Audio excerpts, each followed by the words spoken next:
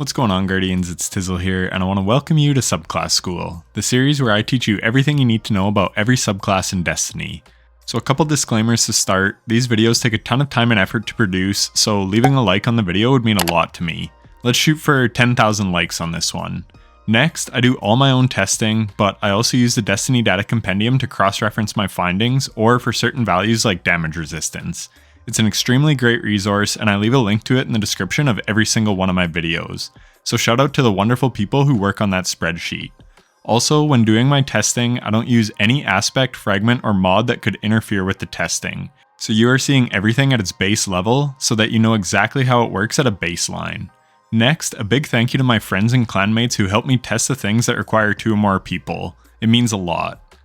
And lastly, I am trying to reach 50,000 subscribers before the final shape, so do me a solid and hit subscribe.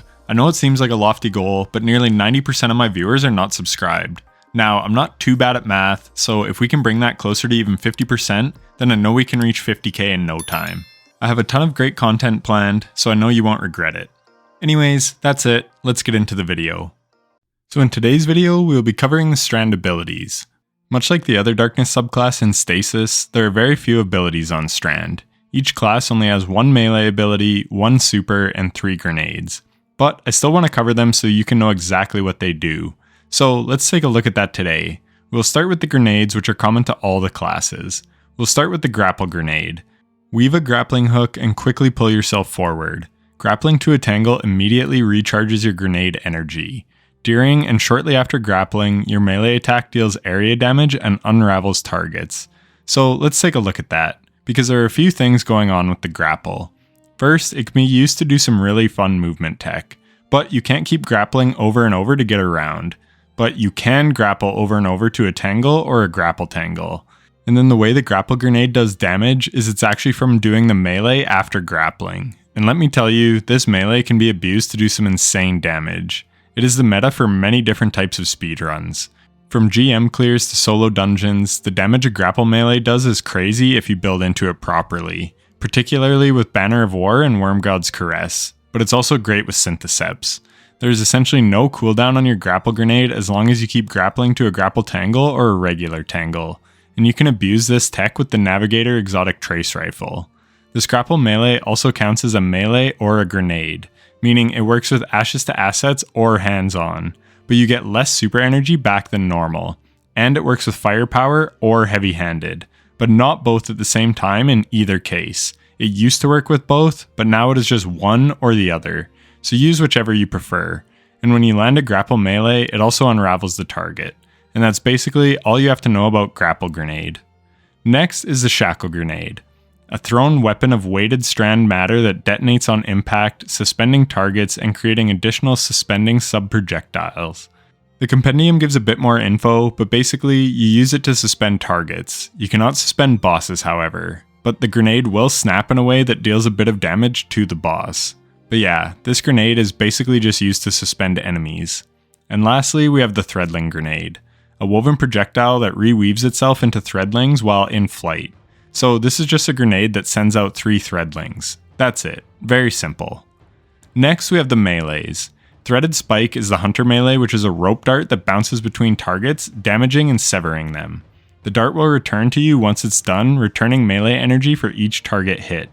Then you can press your melee ability as the dart gets close to you, and you can catch it to increase the amount of energy returned. The compendium gives us the values of how much melee energy is returned, based on how many enemies you hit and if you catch it or not.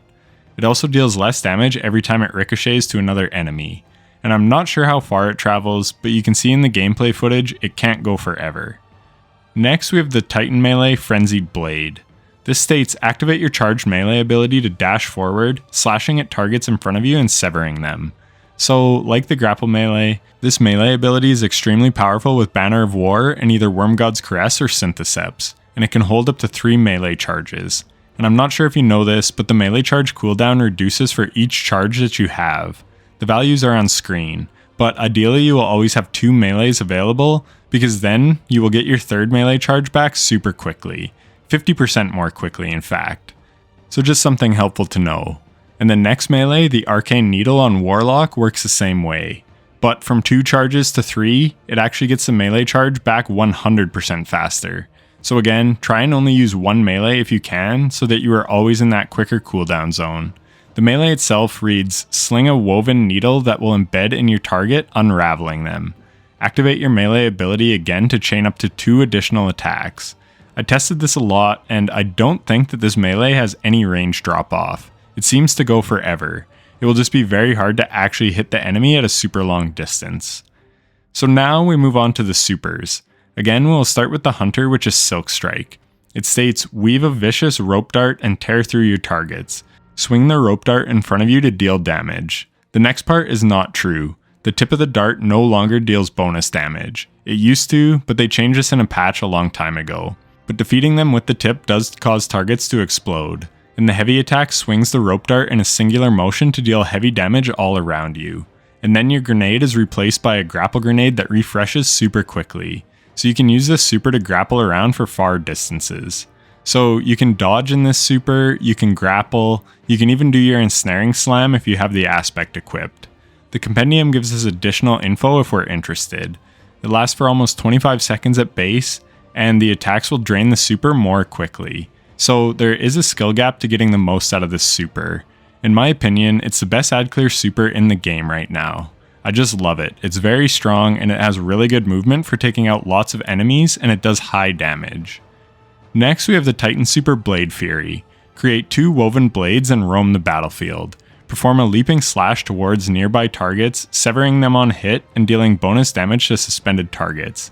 Each successful hit briefly increases your attack speed and grants energy for your heavy attack. The heavy attack unleashes a heavy upward slash, creating 2 suspending projectiles that seek out targets. Again, the compendium gives us all the info we need. It deals 25% extra damage to suspended targets, and the attack speed can be increased up to 100%. So again, there is a skill gap to this super.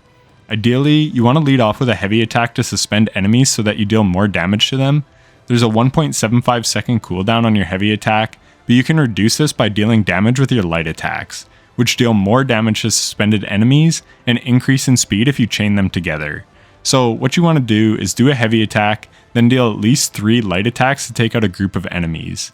And then you can do another heavy attack on the next group and take them out with light attacks. This is probably the most efficient way to use this super, at least in high-end content. In low-end content, however, you can just spam light attack because you do not need the damage bonus from the heavy attack suspending enemies. Another thing to note with this super is it gives you all 3 of your melee abilities back, which is extremely strong. So you can be doing 1-2 punch melees on like a boss or something, and then pop your super, go to town, and then when you come out of your super, you'll have 3 more melees to keep going to town on the boss. And finally, we have the Needlestorm super on Warlock. It states after embedding themselves in the environment, the needles will reweave into a host of threadlings. Threadlings you create will return to you and perch if they can't find nearby targets. Damaging targets with your weapons or melees will send out the perched threadlings to attack. So this is a high damage one-off super. It is great for single target damage to delete a high health target quickly, or it can be used for ad clear, and it's not bad there either. The compendium says it releases 7 to 9 homing projectiles, and in my testing it was 8. And they deal pretty good damage on their own. And when they explode, they release threadlings, which according to the compendium deal 41.5% increased damage. And in my testing, these threadlings don't get buffed by Thread of Evolution. But even still, as far as one-off supers go for boss damage, this is one of the best. And that is going to do it for the Strand abilities. This was a quick one because there are only 9 abilities total in the Strand kit. That being said, they are all incredibly strong in my opinion. I think Bungie did a great job with Strand, and it has been a real bright spot in the game since Lightfall came out. Anyways, thanks for watching. I hope you learned something. That is going to put a wrap on the Strand Subclass School series, so hopefully you know everything you ever wanted to know about the Strand subclass.